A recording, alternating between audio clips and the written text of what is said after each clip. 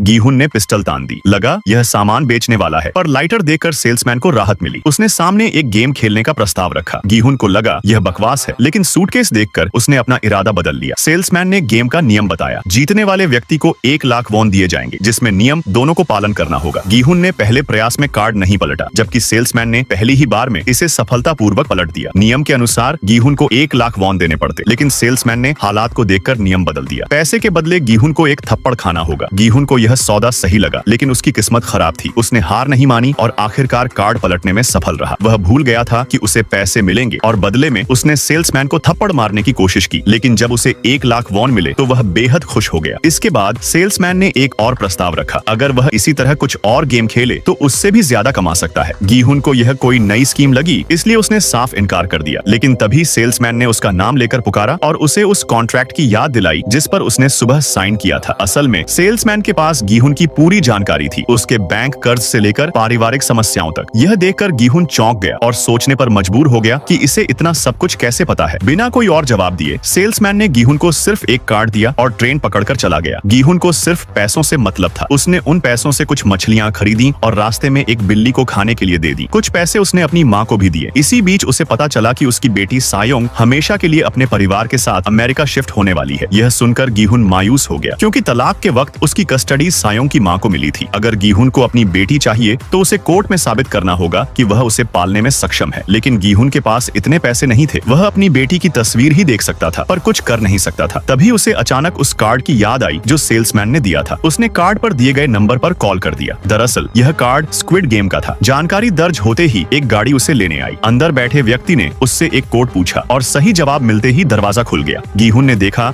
कि अंदर कुछ लोग बेहोश पड़े थे। उसे लगा कि वे सो रहे हैं, लेकिन तभी एक गैस छोड़ी गई जिससे वह भी बेहोश हो गया। जब उसकी आंखें खुली तो वह खुद को स्क्विड गेम के मैदान में पाया।